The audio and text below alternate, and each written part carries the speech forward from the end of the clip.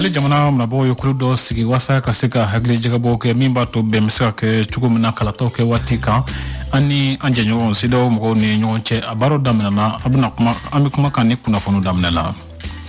politique mgo talaka nyafa mu fe do farla chamanje fanga watika kulumuno kumala ka ibeka singoromado ulu ajira ka fo ni maskalo klimwa an duru temna ulutna na fanga la ko domble ko muno ila fana malaka chamanje fanga nyamo singoromado ulu ko kuma ko nte kuma na fama wi abnu rebela jele ka nyefulu la men kuna fonu kono URD ton kon na gela kon be oba kala ma wati donbo ton nyamgo ye do nyaki muno ila fana nyaki la ulu ajira ka fo bingra uluka o fo fana be chugo diame kuma fana ka kle du don koro kuna fona mission rob na fara uluka muso kuna André Traoré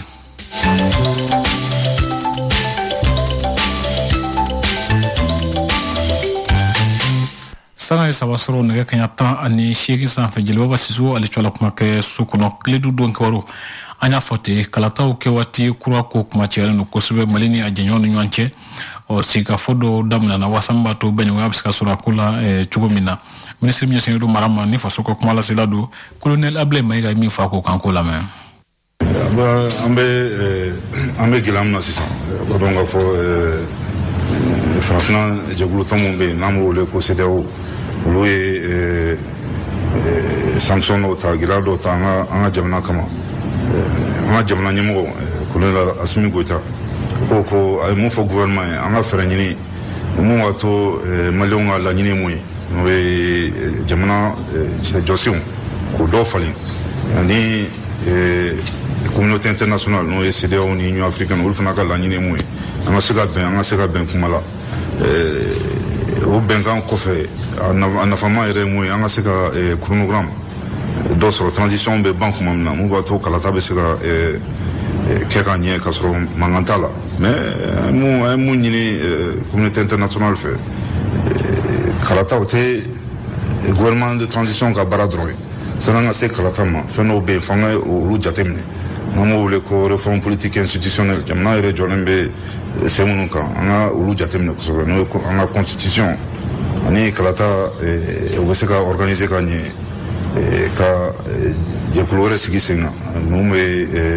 bara takabulu fali ore ko ni nyoy la nyine bi ala nyine mo ani mo mun braka kuma ufuna kam ko kanana kuma mun kanga ke politique kuma te que un gouvernement est papier dolable la nyine mo ko papier jatemne kanye kasro politique mat kala fo makala namolo ko technique ka jatem est-ce que gouvernement est moufo asigime 5 ans wa chine do wa ube chuka ure bala mu be seka ke te barado be franon kan ube do be jan ore ko ni ko au confesseur Kadjaka fo kulumunu be wele ko cadre d'échange des partis politiques pour la suite de la transition o nyamgo ye borla si doke kunungo Kadjaka fo kone tama jafaka wati folo kunjera marsikalo klimwa ani duru na tan kulutnana ni fakan la ko domble o ya fo kada daluminka Amadou Koita ko nyamgo doy alebdo nyafaye an ka cadre créera ka fo transition mi be no chamache fangai atamache fanga be seke kuna wole to godma transition kuna wole transition banko nyumadi laidu kun tara malion fait qui c'est madame Ashitona on de laidi ta concertation nunu kera mois de septembre événement de 18 août ko fait ko transition e kalotan sigi an laidu dan erema ka laidu di nyema barakuna nga kola pour que kalotan sigi na ambe seka kalata nyuma organiser to komina jamana don be se ku ga jamana kuntili kura sugandi gela mandala a ko wuli ka banka anga cadre kera kun keronde wala ngo pour une transition réussie donc kanye opposition en sait que opposition parce qu'il est opposé au pouvoir légitime de là pouvoir mimana kalata sera fait c'est pas opposé là on a ngala ni ko anya ni be fa ka fo transition kanga kina fo nga équipe nationale eglu amanganga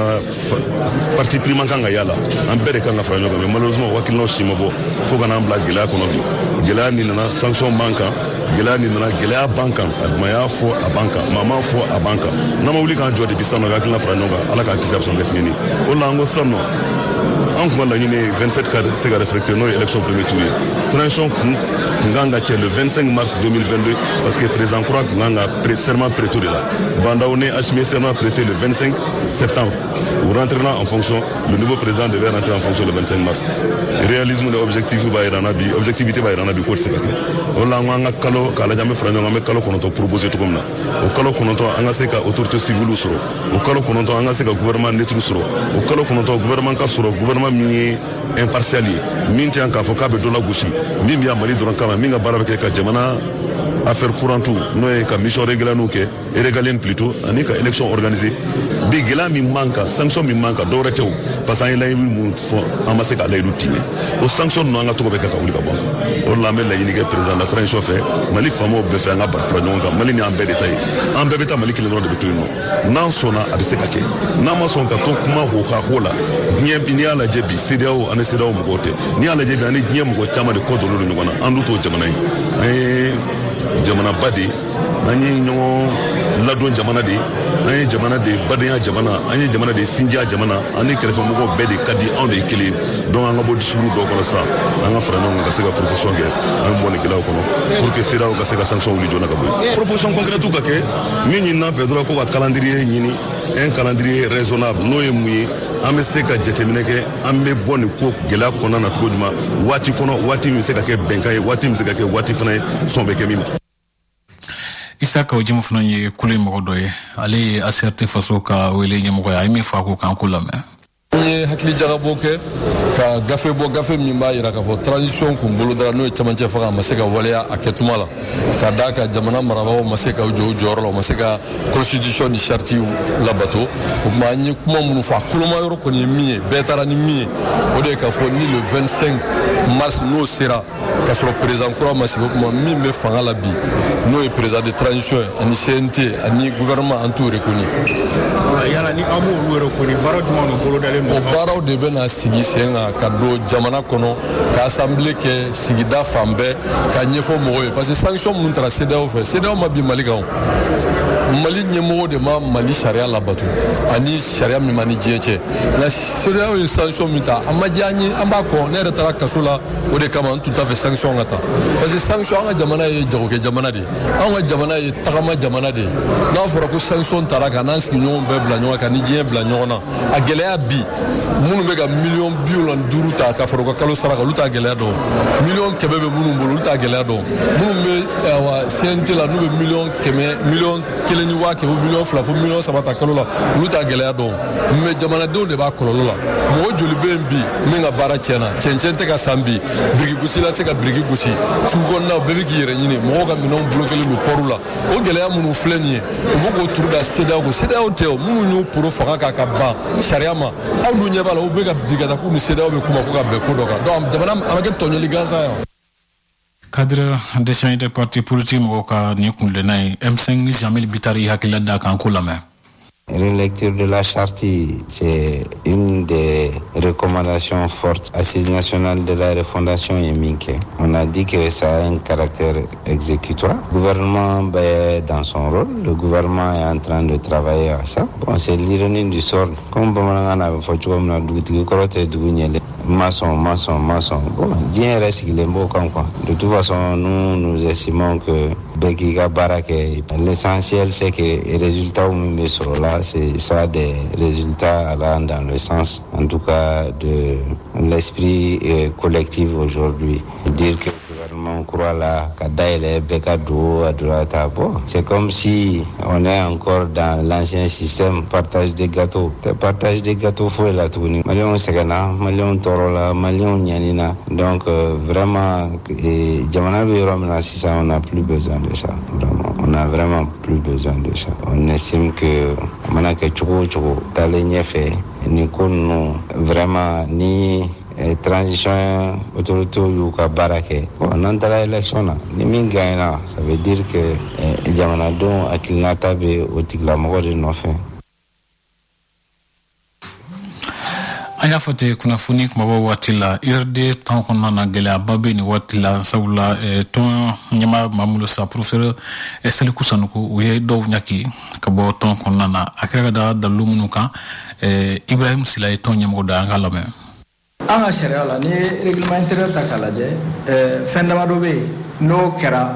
i bɛ ɲangi n'i y'o kɛ i bɛ ɲangi a fɛnw ye jumɛn ni jumɛn o ko manquement au texte c'est-à-dire an ka texte bɛ min fɔ n'i y'o sɔsɔ i bɛ ɲangi ni parti ko a y'a kɛ tan n'i ban'o ma i bɛ ɲangi o ye mot d'ordre ye min bɛ wele ko mot d'ordre le non respect des mots d'ordre et c'est-à-dire que parti yɛrɛ taabolo c'est-à-dire les principes des valeurs du parti n'i y'o sɔsɔ i bɛ ɲangi donc ni mɔgɔ ninnu nin faute saba in bɛɛ an ka jate la nin faute saba in bɛɛ dɔ b'u la o ye texte sɔsɔ o ye mot d'ordre sɔsɔ o ye valeur sɔsɔ donc maintenant ɲangini modèle ka ca i bɛ wele k'a kɔrɔfɔ o bɛ yen i bɛ dulon o ye suspension ye o fana bɛ yen i bɛ gɛn ka bɔ parti la o fana bɛ yen maa joli de dulonna maa joli de gɛnna bi na minnu gɛnna mɔgɔ 11 o 11 na vice président kɔrɔntɔn b'a la parce que fɛn dɔ bɛ yen en tant que vice président e bɛ à ce niveau la parti kɔnɔ o tɛ se ka jɔ i la k'i ka pardonner vice président kɔrɔntɔn b'o la ani secrétaire 2 mɔgɔ 19 wɛrɛ olu suspendra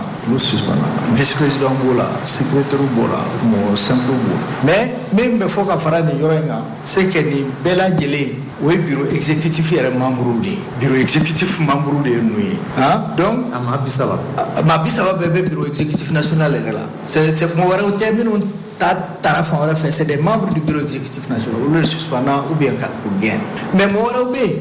parti kɔnɔ minnu ye ko kɛ minnu tɛ bureau exécutif la donc olu ma touché f'u ka lamɛn donc sanction dɔw bɛ se ka na kɔfɛ mais bi na bureau exécutif mɔgɔ minnu welela c'est-à-dire que soupçon on pense que olu ye nin défaut nin faute ninnu kɛ olu welela ka na k'u ka na an k'u lamɛn u ma sɔn ka na donc olu de gɛnna ou bien k'u suspend en fonction faute yɛrɛ o ye min kɛ a gravité.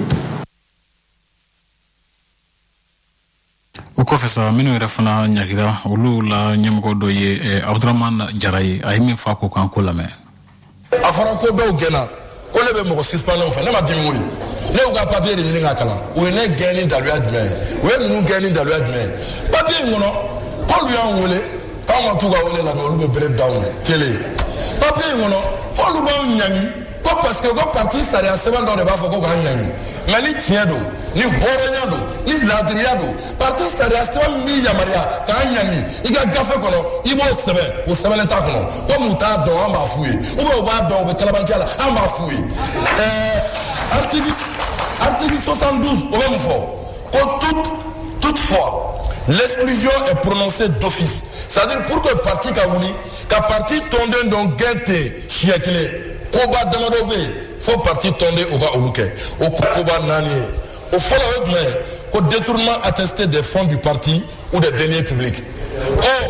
ko parti musaka ou bien jamana nafolo n'a yirala k'a fɔ anw y'o ndaraki ko o namara dun ko anw bɛ se ka gɛn jamana nafolo t'an bolo mɔgɔ minnu bɛ parti nafolo gérer mɔgɔ 2 don u 2 bɛɛ bɛ saliku de nɔfɛ olu m'u yɛrɛ gɛn u b'anw de gɛn a 2nan ko acte avéré de spéculation foncière an bɛ dugukolo feere de la n'u b'an gɛn a 3nan ko acte de candidature contre le candidat ou la liste investie du parti aw b'a kalama ko URD liste candidature dɔ bɔ wa aw b'a kalama a ma kɛ donc mɔgɔ tɛ se ka gɛn o la a 4nan ko acte de soutien à un candidat ou une liste autre que ceux investis par le parti candidat ma bɔ fan wɛrɛ élection in na fɔlɔ wa URD yɛrɛ ma candidat di pour que ka mɔgɔ ɲangi URD kɔnɔ ɲangili fɔlɔ o ye kangari da ye kangari bɛ da ye jɔnni fɛ mini kangari bɛ da ye i ka bureau de comité de fɛ a bɛ fɔ de ma ko la base parce que an bɛ texte in kɛ parti bɛ créer tuma min an y'a dɔn i bɛ se ka fanga sɔrɔ ni dugumala de b'i la ni gulonnen bɛ sanfɛ dɔrɔn i tɛ foyi sɔrɔ donc bureau ba o tɛ se ka mɔgɔ si averti i ka comité ni an ka tɔgɔdaw don fo village o bureau o de bɛ se k'i wele yanni a ka kangari da ye a b'i lamɛn de ko yala nin ko in fɔra k'e y'a kɛ i y'a kɛ wa. o kɔfɛ sa jamana ɲɛmɔgɔw ye latigɛ mun ta k'a fɔ ko police territorial n'o ye lakanako fɛɛrɛ kura dɔ ye ko ka o sigi sen kan min yɛrɛ fana bɛ tali kɛ amadu jikɔrɔ ni nɔnɔ ye hakilila dɔ da ko kan ko lamɛn. u bɛ fɛn dɔ sigi a fɛn in u y'o fana tɔgɔ da k'a tɔgɔ tu ko police territorial mais tiɲɛ na finitigu de do minu région olu be région misigi u ka assemblée nu ka président de région olu sago nu jogo dron de bo o police territorial ka o kray ku u be na armée sigi u dama u sago nu jinge be armée mina armée locale de latodo senkurate koy ministre ONU ayi sendo jamana o jamana ka ko nyanabolla ya damne lumba de la 1960 ya armée sugu sigi o jamana numbe kono halibi ni ba kuma me ba foko M23 ko ni gouvernement central armée be nyogona doretew armée territoriale minisigira Kivu ni région wara kono ki République démocratique de Congo kono na o armée sugu de gouvernement be nyogona halisini ka ataka 1964 bi u ba fe ko nyogona de ke en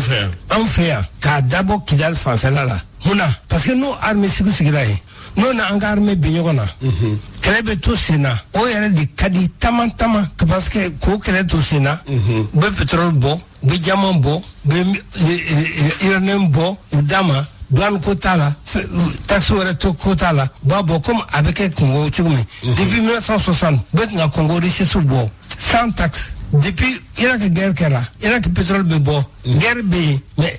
pétrole bebo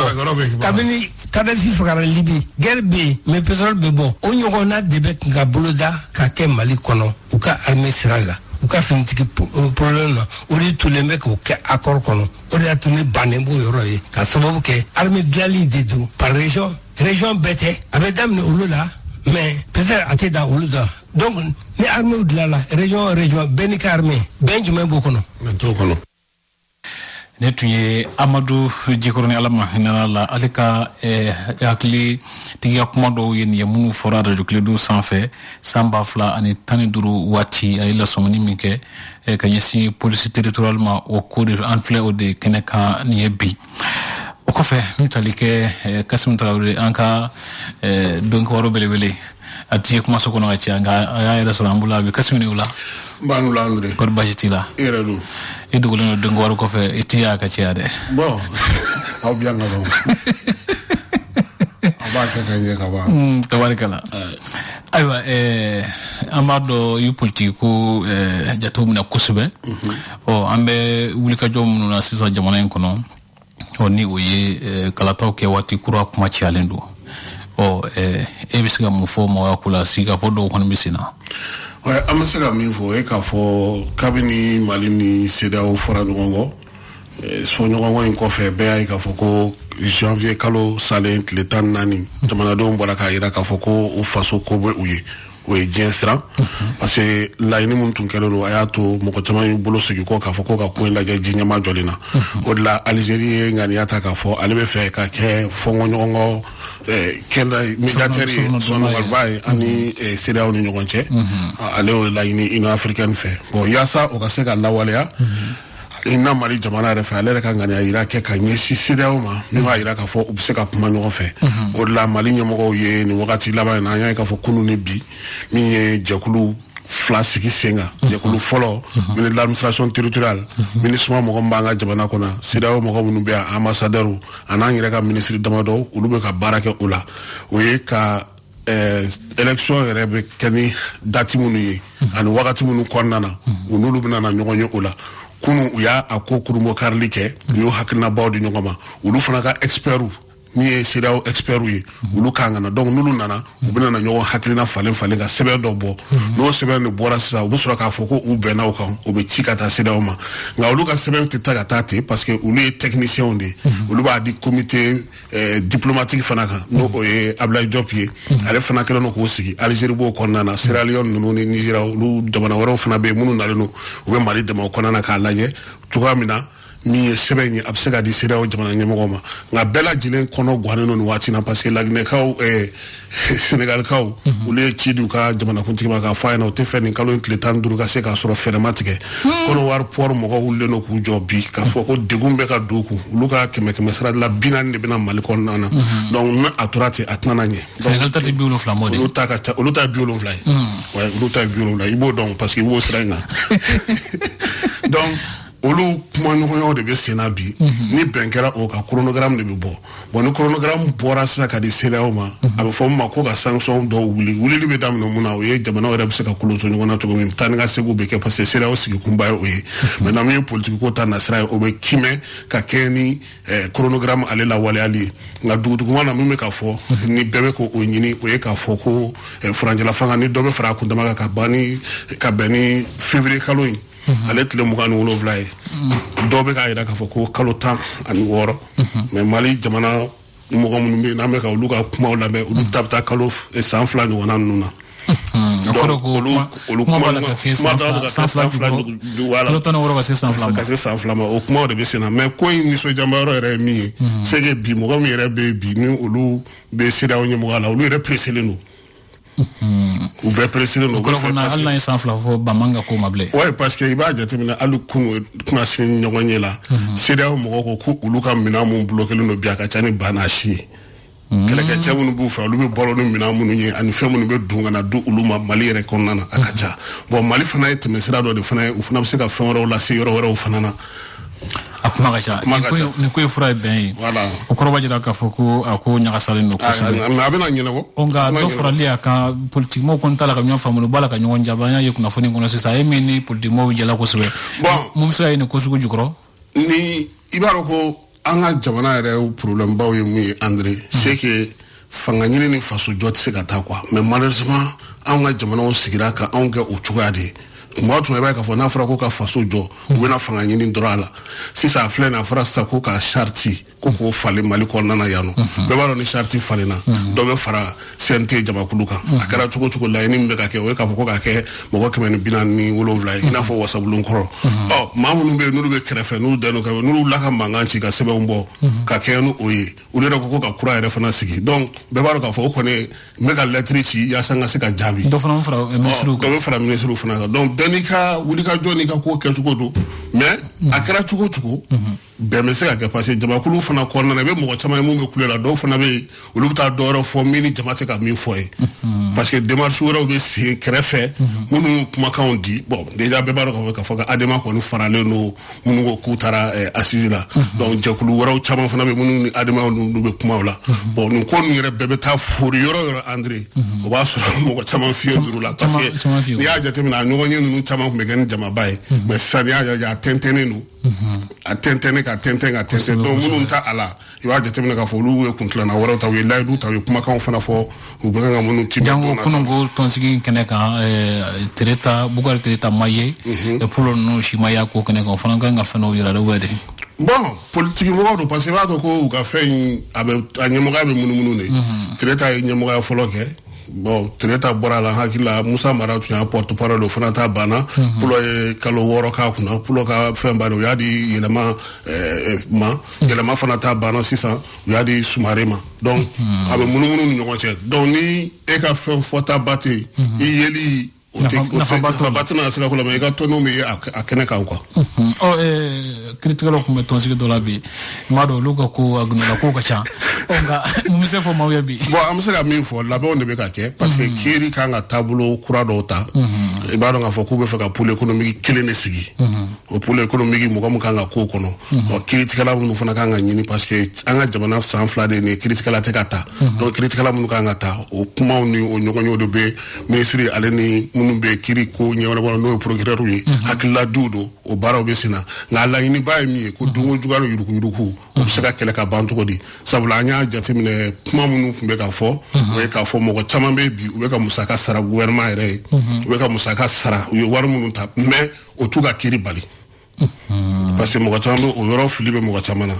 musaka bɛ ka sara mais o t'i ka kiiri bali parce que i y'a ta de n'i y'a ta i b'a bɛɛ de sara hali n'i y'a bɛɛ sara i bɛ kiiri parce que i ye tiɲɛni kɛ i ye tiɲɛni kɛ parce que fo u y'o préciser bi parce que mɔgɔ caman bɔ a fɔra k'aw tɛ ka mɔgɔ minɛ mais k'u bɛ ka wari min ladon o fana ka ca donc u bɛna o fana kimɛliw kɛ k'a lajɛ nka degunba min bɛ bi an ka kiiritigɛ yɛrɛ la o ye k'a fɔ jamanaden fɛn o fɛn n'i sera min ma a b'a fɔ ko e tɛ karisa dɔn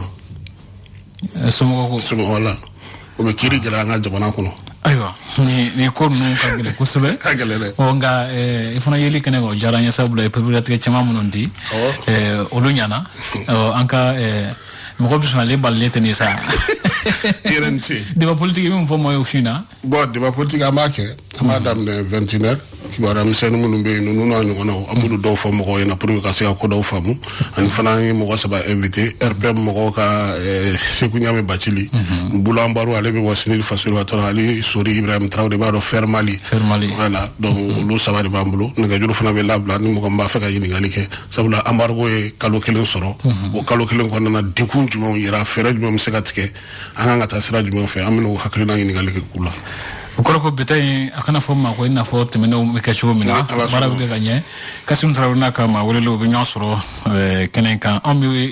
William no ka jira ka fo ko donc ro commencer ko André Traoré sori c'est morke Kassim Kalmami ale ni amara ko ne bako be suya ko la Kassim Traoré ro ira bande me ko so donc ro so batilla